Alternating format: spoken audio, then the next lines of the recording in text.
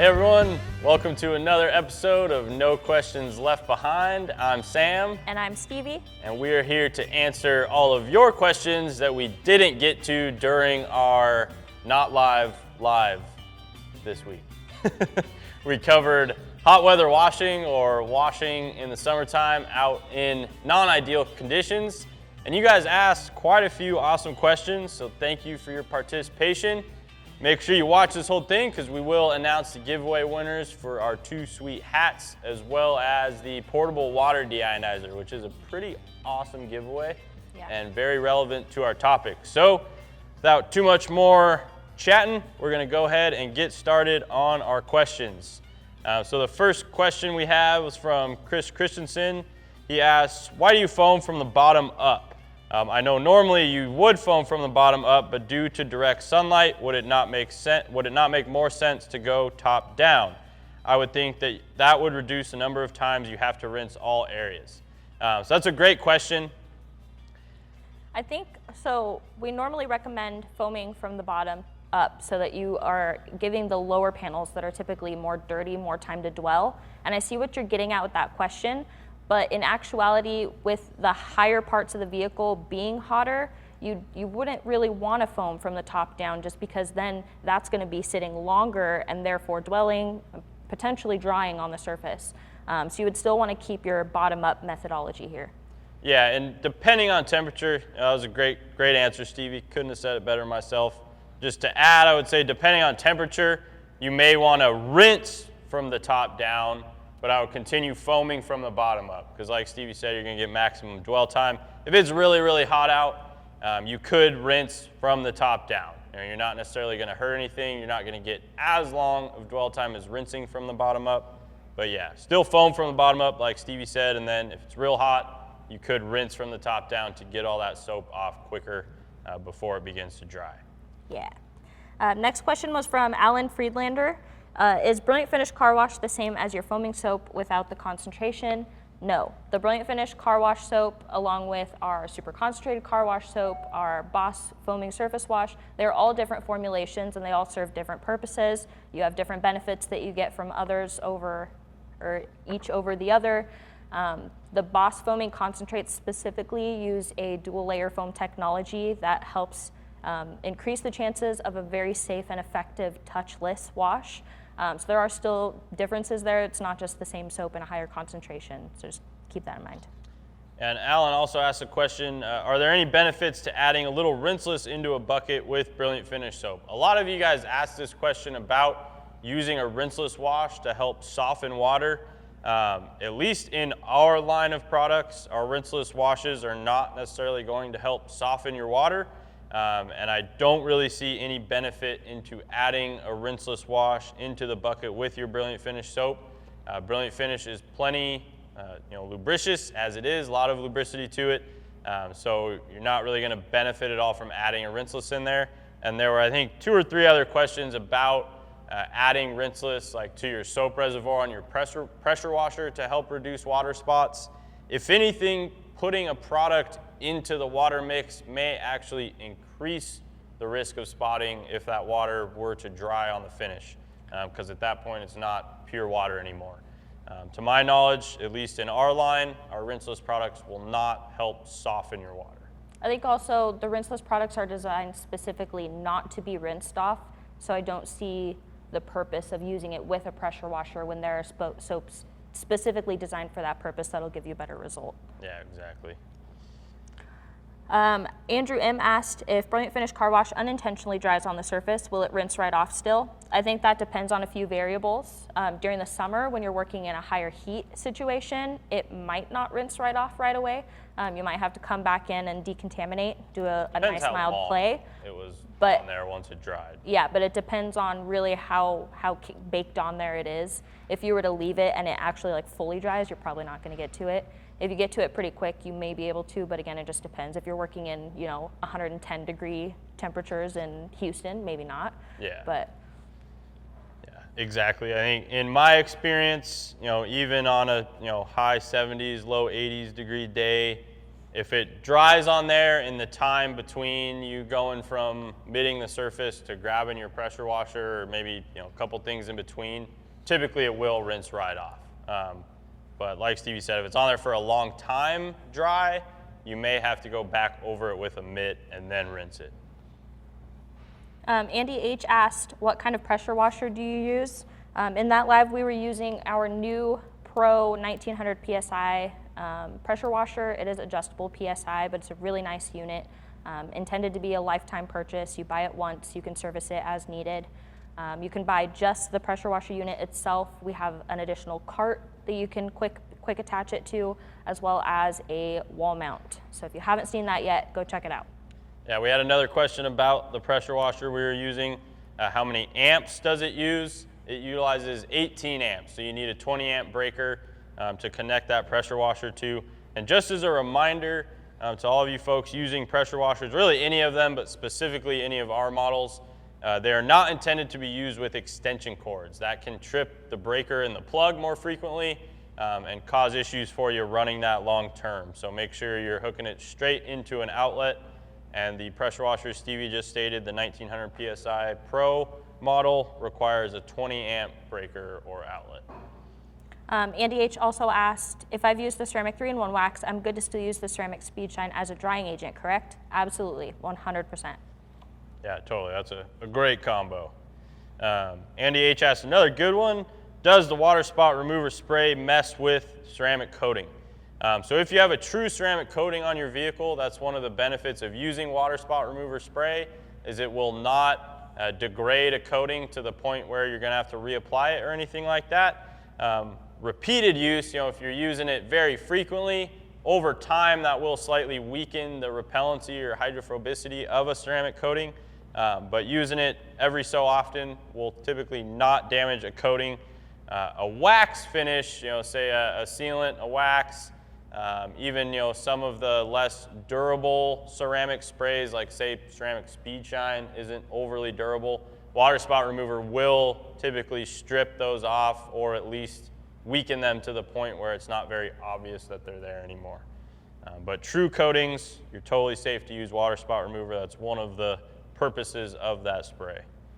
AR in SoCal asked, is there a surface temperature that would be considered too hot to even wash?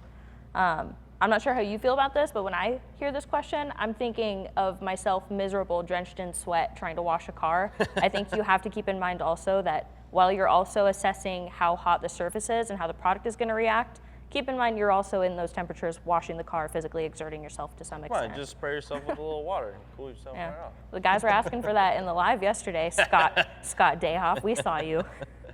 But yeah, that's a good thing to consider for sure. It's hard to put an exact number on it because it's really going to depend on your processes, and how hot the paint is more important than the ambient temperature outside. I'd probably say though, anything over 100 degrees, you're definitely pushing it in terms of exposing yourself to more risk of water spots and residue, and just making your life harder. Like Stevie said, you're gonna have to really hustle around the vehicle, do small sections, repeat processes of rinsing and soaping and things like that to prevent problems.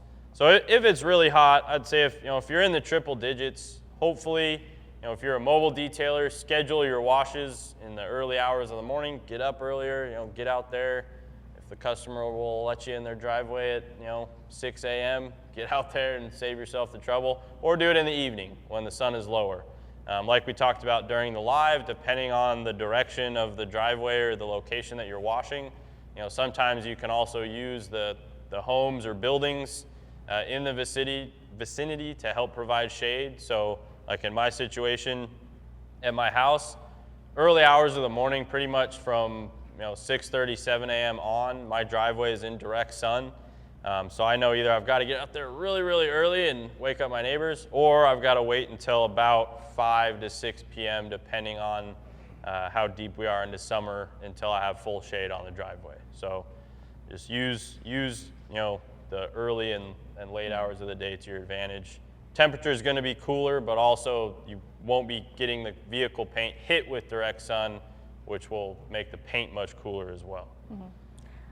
Moving on, this question kind of ties into that, but Bevan McCain asked if you could choose a summer day temp that would be best for optimal car washing and waxing, what would that be?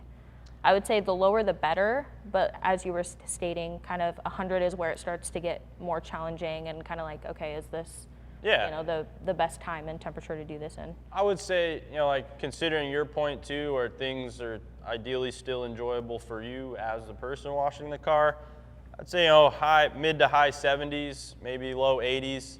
Those are pretty. It depends on where you're at in the country, because summer temperatures for us might be different than summer temperatures for you. 70 and 80 is realistic for us. It might not be if you're in, But I feel like, there's, at least generally around the country, yes, there are a lot of places that get much hotter than that in the summer and are constantly hotter than that until the late evening hours. But I think that's a good and a common summer temperature, whether you're East Coast, West Coast, in the South, up north, high 70s, low 80s. Typically that's it's nice to be out in flip-flops and shorts and a tank top in those temperatures, getting a tan, and the wash is still realistic.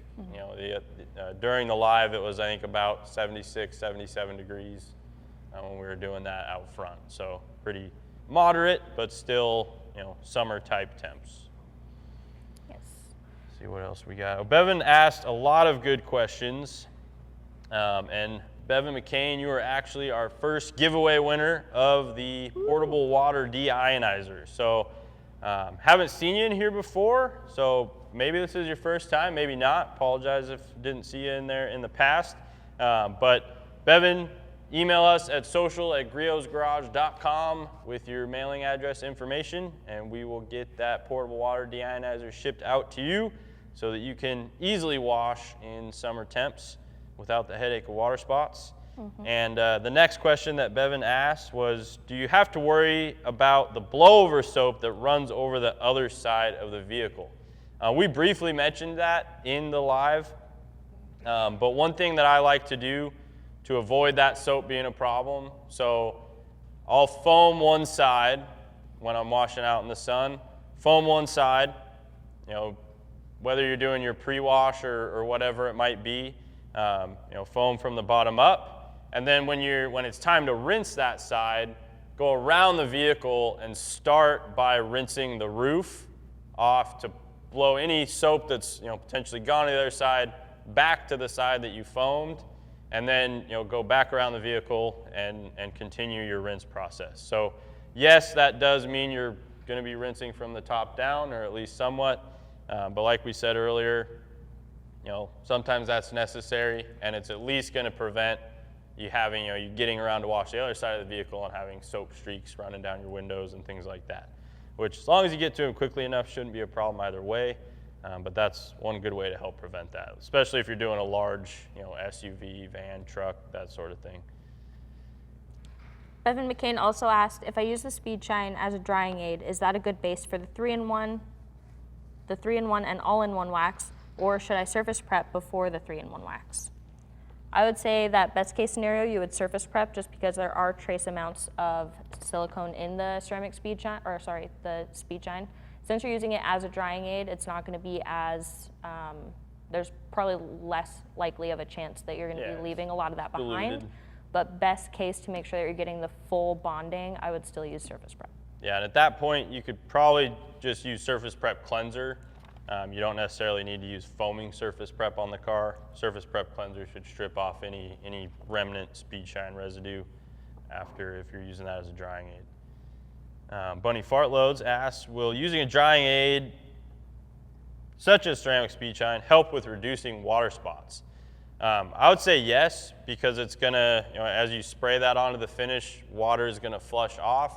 And it's also, not that it's a cleaning product per se, but the lubricants in there and the ingredients in there will help wipe off any fresh water spots that just formed, more so than just a wet drying towel would. It also leaves a really nice finish behind and protects against water spots down the road. Yeah. CF asked, can your flagship shop get liquids on tap for me to bring my bottles to refill on site? That would be awesome. I agree, that would be awesome. I don't know if that's, you know, in the realm of possibility, but it made me think of the M&M store in Las Vegas, how they just have the massive tubes of M&Ms. That would be pretty cool. Yeah, unfortunately, we don't produce products at our flagship store in Tacoma, so we don't have, you know, huge totes of stuff laying around here. But that's a cool idea. Maybe we'll have to look into something like that eventually. Kind of like, you know, you go filling your growler down at the local tap room. You can just, you know, bring your Speed Shine gallon in or whatever it may be. We did used to do bottle filling at events, but I think we had some frequent maintenance issues with the pump that we were using. So now we'll just fill your bottle out of a gallon. You can still bring it by. It's not quite as fancy. Let's see. CD Bojangles asks, what's the best way to see polish or compound on a white vehicle? I struggle so hard with that outside. That's a great question, because that's a common issue. Not totally related to the live, but you are doing it outside and in the sun. Sometimes that can be tough to see. I would say, you know, you don't want to apply the products thicker necessarily to make them more visible. But using a focus light, you know, a good LED flashlight, or, you know, if you're on the side of the vehicle that the sun is shining on, moving the light around on the surface will help you see where you've been so that you can get that residue off. Another tip, really, regardless of the lighting situation and how visible the wax is just working very methodically. So, you know, apply in a methodical manner from end to end on a panel. Typically using straight line motions is going to make it easier to track all of your coverage versus, you know, a wax on, wax off method. And then when you go to wipe off, just be sure that you are methodically wiping over that entire panel in straight line motions. I usually like to do, you know, I'll do a pass, get the bulk of the material off, and then grab a fresh towel or flip my towel and go over that whole panel a second time to make sure there's no, you know, wispy residue left behind. Yeah. Charles Long asked, big question, dealing with ceramic all-in-one and 3-in-1 spray in a hot environment. Flash time is way too fast. I think this is kind of something where you kind of want to keep in mind the hotter it is, the more trouble you're making for yourself, especially with this product since it's such a rich protectant. Definitely keep in mind the tips that we used. If you're able to kind of adjust the vehicle so that certain portions are in shade and a little bit cooler, do that. That's definitely going to make it easier for you. I would say also, how we mentioned in the live, working in smaller sections is going to be better. If you absolutely have to do it in direct sunlight, I personally would saturate the towel a little bit with the ceramic Speed Shine. That way when you're wiping over it, it's keeping it nice and wet and you can come right back with a second dry towel. But you really just want to be extra methodical and keep an eye on that residue, make sure it's not drying on there. Charles Long asked, should I pass on focusing on wheels separately during my wash? We didn't talk about wheels a lot the other day during the live. So no, you don't have to pass on it. Just make sure you do one wheel at a time. Sometimes I have the habit, you know, when the temps aren't high, I'll spray product on both wheels, wash one while the other's dwelling, and then go back and wash the other. Don't do that if it's hot outside. Focus on one wheel and work quickly. Like Nick mentioned during the live as well, make sure the wheels are not piping hot. You know, if you've been out driving the vehicle, let it sit for a period of time to at least let the wheels cool down to the, you know, same temp as ambient, and just work quickly. Sometimes you'll have to use a little more wheel cleaner or tire cleaner as well to saturate that surface more so it doesn't dry as fast. Chris Christensen asked, what are your thoughts on final rinse with a hose without a nozzle to aid in water sheeting? I know that there is kind of a little bit of a division, if you will, in the detailing kind of like forums and whatnot about whether sheeting is better or not, whether you want the water to bead or sheet. It will definitely, in a lot of cases, help carry more water off the surface if you're using like an open flow hose as opposed to a pressure washer. So that could definitely be like a technique that you use. It's going to prevent like too much overspray on adjacent surfaces too. I know That's true. Nick and I talked about the method of drying as you go as well. So washing a section and then drying that section. If you're doing that, doing your rinse with an open hose will help prevent you from getting water back onto the sections that you may have just dried. And really, regardless of the type of protection you have, whether that protection tends to sheet or bead water, if you're not spraying water that's atomizing into water droplets before it hits the surface, if you're running it out of an open hose, I think in pretty much all cases that will help have less water on the surface when you go to dry. So could definitely be a good tip.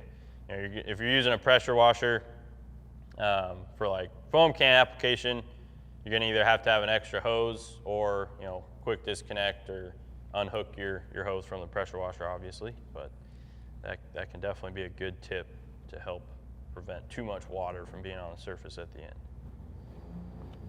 The next couple questions we already kind of touched on. Clifford's question about washing in super high heat and kind of where is that barrier. Dennis asking about adding rinseless wash into the reservoir of your pressure washer. And then Dennis Barrios asked, I find thicker foams tend to not dry as fast compared to a more wet foam. Is that what y'all are finding? Absolutely. The thicker the foam and the longer the dwell that you're getting, of course, the longer it's going to take to dry. So yeah, a lot of times really wet foam just runs off the surface quicker, which will lead to it drying faster. Let's see. Would you discourage ceramic wash use in direct sun? Dr. Deek, yes, absolutely. That's specifically discouraged in the directions of ceramic wash and coat because that product, if it dries on the surface, it will leave residue. And oftentimes that residue, once it has dried, because of the durable ceramic protection in there, it's going to be difficult to get it off. So do not use ceramic wash and coat in direct sunlight. Hard no. I would definitely avoid that at all costs. Yes. And then Eddie Colin asked, is your rinseless polymer-based or surfactant? I think it's really interesting to point out that there are two different types of polymers. There are cleaning type polymers and there are protection type polymers. So our rinseless wash does use polymer instead of surfactant, but this is a cleaning polymer, and then we also have additional protectant polymers in the rinseless wash and wax. So you're kind of getting the best of both worlds. Really, surfactants tend to cause soaps to be a little more like sudsy, foamy almost. So yes, when you think surfactant, you think you're getting a cleaner surface, but there are also polymers that react in a similar way. And I could get into the chemistry, but essentially they're cleaning polymers and they're protection polymers, and it uses polymers instead of surfactants. Great answer. Joe Carman asked or said, talk more about the deionizer. I just checked my TDS and it's 119 in Los Angeles. So we're pretty fortunate on the West Coast. 119 is a little high, but not crazy high. Places that we've measured in the Midwest are upwards, high 400s, low 500s. So that's very hard water. But the portable water deionizer uses an ion exchange resin that actually pulls the minerals out of the water. So that ion exchange resin causes the minerals in the water to adhere to the resin, taking them out of the water, and then the water comes out of the deionizer deionized and with reduced total solids. So very effective process. You do have to change out that ion exchange resin as it becomes exhausted because it can only hold so many solids before it will stop pulling them out of the water. That duration of which you have to change it or how long it lasts is completely dependent on how hard your water is and how many gallons of that specific TDS are going through the deionizer. We do have a nice table on the website that gives you estimations based on your TDS level, gives you gallon yield estimations of how much filtered water you'll get. Our portable water deionizer is great because it has a built-in bypass valve. So you really only want to use it when you're rinsing, you're doing your final rinse on the vehicle. If you use it for the full wash, you'll go through that resin much quicker. But you can simply turn it off, bypass it, use your foam cannon or your hose, whatever it may be, and then for your final rinse, turn it on so you're getting that deionized water. And then you just want to check the output of it, fill up a cup or a bowl and measure it, every maybe 6 to 8 washes, depending on how hard your water is, to make sure that it's still deionizing it properly. Joel Torres asked, ceramic wash and coat, I'm having trouble with it leaving residue on the paint. What's the easiest way to remove those spots when washing the car again isn't doing the trick? In this case, you're gonna wanna try decontaminating, so using clay. If that doesn't do the trick, then it may have baked on there a little too long, and then you'll need to polish. But this is another one where, how we were talking about, it's definitely important to stick to your process with ceramic wash and coat. Make sure that you're working in smaller sections, not allowing it to dry. And especially in higher heat situations like summer washing, you want to be extra methodical about smaller sections. Yeah, and when Stevie says polish, you don't necessarily need to break out an orbital. If you do, just quickly buzzing over it will do the trick. But you know, a hand applicator with like ceramic all-in-one, really any all-in-one wax, just going over the surface, you know, quickly once or twice will knock that out. Sometimes, like Stevie said, if you get it soon enough, decon can work, or I've even had success with like speed shine or ceramic speed shine, just using, you know, moderate pressure behind that and buffing it off the surface.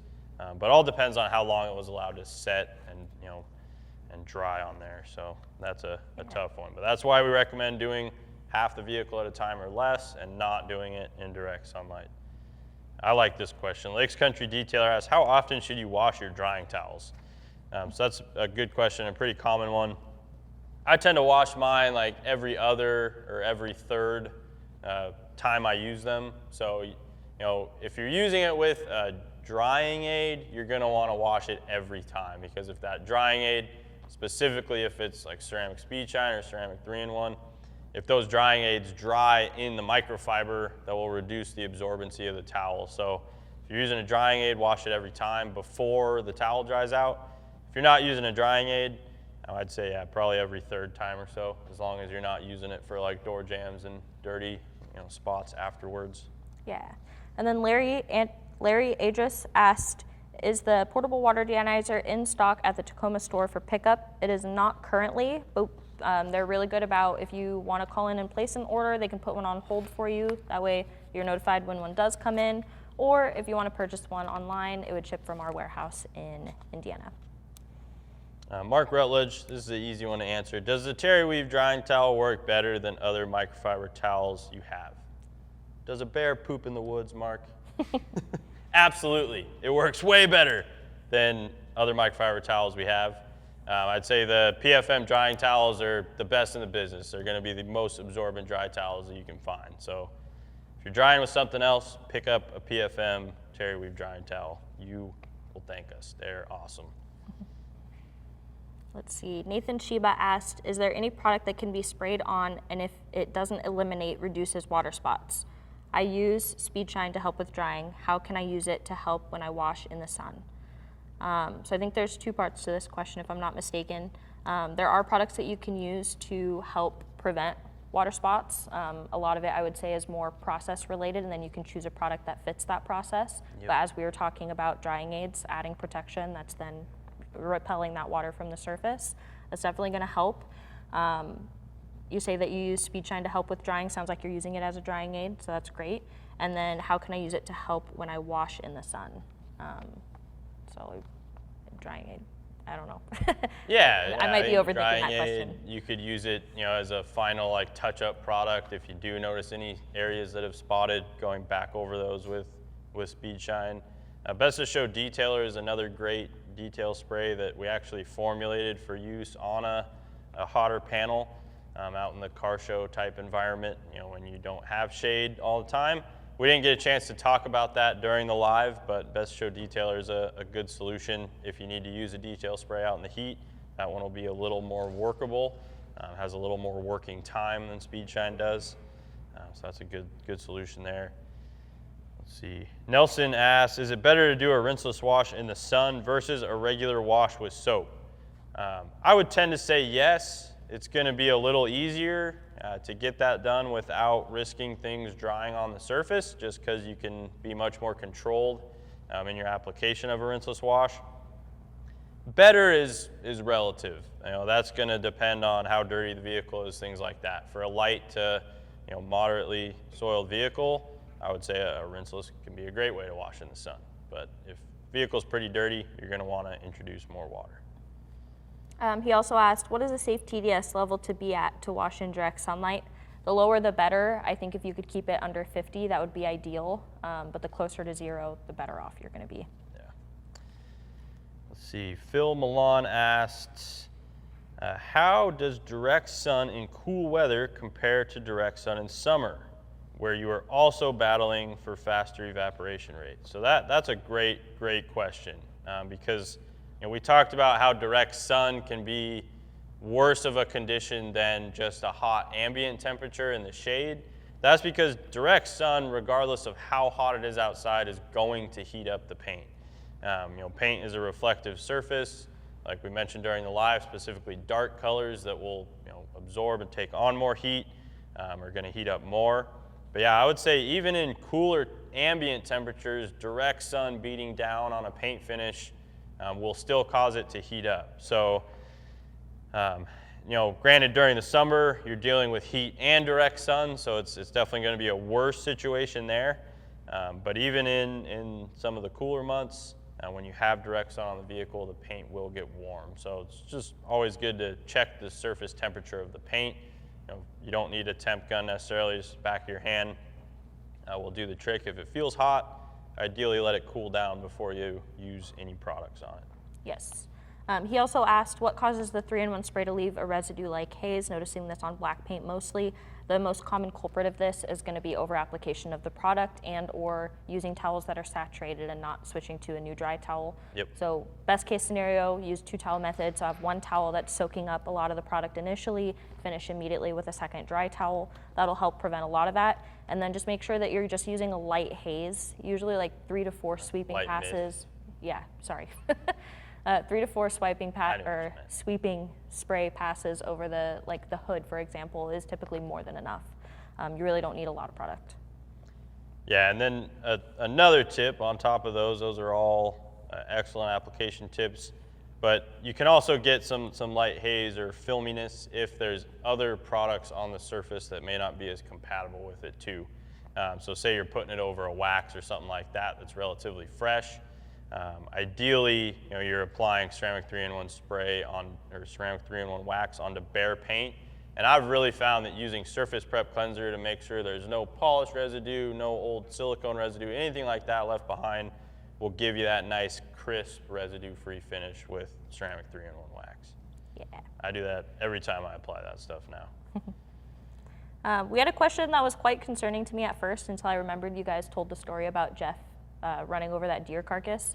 But Rooftop Korean asked, speaking of deer carcasses, what products would you recommend to get blood and fused hair off the front of your car? I have a feeling he was joking around. Yeah. Hopefully you haven't been running over any ex-girlfriends or anything like that. But yeah, foaming surface prep, like we said in the live, is a great way to get any organic matter. If you've hit a deer, you probably have that same issue that you're speaking of there. So whether you run over an already hit carcass or hit live deer, I've accidentally done that before.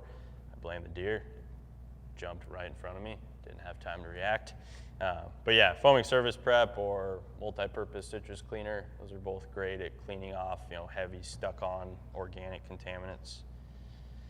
Staying Rider asks, can ceramic wash and coat be used with synthetic clay in a bucket wash mix similar to Brilliant Finish car wash? No. It's primarily because of the lubrication, and then the fact that if you're claying with ceramic wash and coat, it's going to be on the surface longer, which could potentially lead to streaks or issues like that. So stick with the methods that are approved for clay lubricant. Staying Rider also asked, you guys recommend to throw our wash mitts and towels in the washer after each use. Can the steam setting be used with hot water cycle, or should we just use hot water cycle? Now, I'm not familiar with the steam setting. I don't have a bougie washer, but I would say just hot water. Well, some of them have the permanent press, type setting. Gotcha. So typically you want to keep it on, I would say, hot and not steam. Steam's going to be too hot for sure. Okay, yeah, just because the fibers of the microfiber will actually melt if they're introduced to too high of temperature, and that's why we recommend air drying or keeping them on low or no heat. You don't want to introduce that extra heat to potentially melt those fibers, and then that would affect the absorbency of your towel. Yeah, it can also be an issue if your hot water heater's cranked way up. I think most microfibers have a melting point of around 120 degrees. So, if you're think standard like regulation, at least in our state, is I think 120 degrees is like the scalding point for water. So your hot water heater shouldn't be higher than that. But if it is, you might want to wash on like the medium heat setting or something like that as well. Typically we wash on high heat and then dry with no heat. Stankrider1 also asked, can the wash mop head be placed in a mesh laundry bag with a microfiber towel so that the Velcro won't attach to the other PFM towels? That's a great idea. Yeah, for sure. That is a good one. Stephen Lewin asked, after talking with support, I applied only one coat of ceramic 3-in-1 wax. Can a second coat be applied and still be effective 2 weeks later? Can the second coat be a spray or does it need to be a liquid? Well, our ceramic 3-in-1 wax, we only have one, it's the spray. You wouldn't want to use ceramic all-in-one. That has an abrasive.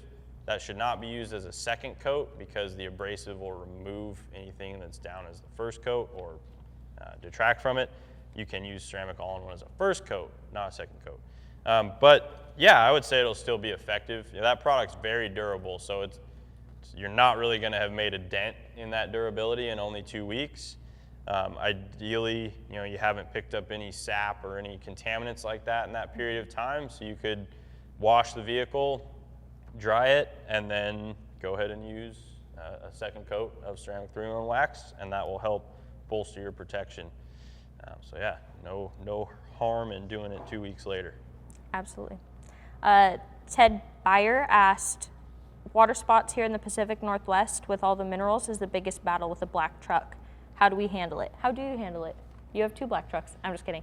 I mean, yeah, we talked a lot about how we handle it. Yeah, exactly. Day, but. Deionizer is going to be your best friend, and then it's really process, using the right products in the right way, especially if you're working in heat, making sure you're not allowing anything to dry on the surface. Yeah, normally, like city supplied water, at least in our experience, is very low TDS. So if you're experiencing high minerals, you might be going off well water, which in that case, you definitely want to get a deionizer to help that issue there. Like Stevie said, that's one of the best ways to prevent any water spots at all.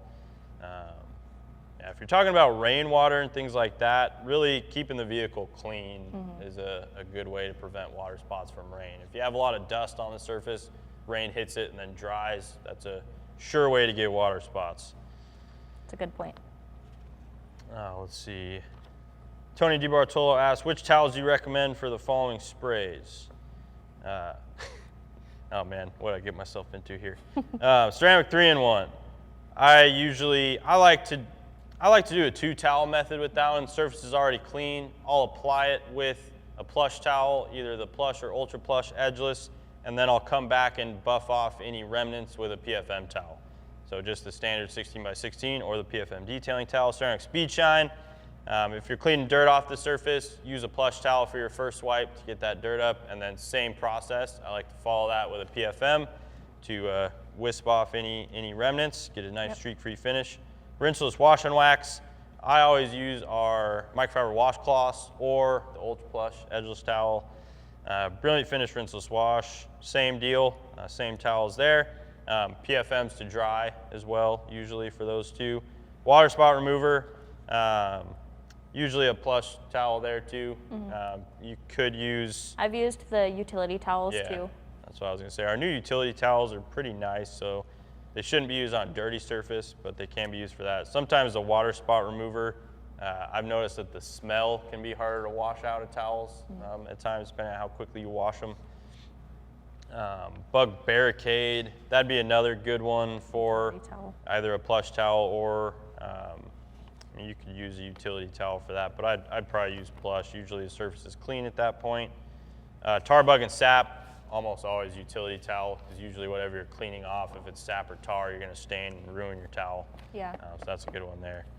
I think we got 2 more giveaway winners to get at. We are almost done here, made it through a ton of questions, but our 2 sun hat winners, so the sweet hat that I was modeling for you guys during the washing live, we're giving away 2 of those.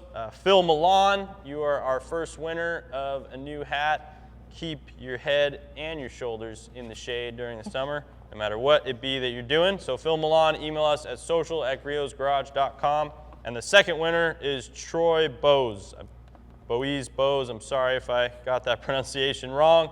But Troy, you are the second winner, so please email us at social@griosgarage.com to claim your giveaway prize. Whew. That was pretty fast. Yeah. I think we did. I don't think we answered Troy's question. Oh, you're right. Getting a little ahead of myself. Sounds like, all right, let's go. He asked, how about removing heavier contaminants like tree sap out in the heat? I just didn't want to forget those giveaways. Okay. Yeah. We've been called on that before. So yeah, tree sap, that's tough. I mean, our tar and sap remover, the trigger spray, has a pretty long working time, so that would probably be my choice. Ideally, you don't want the surface temp to be too hot.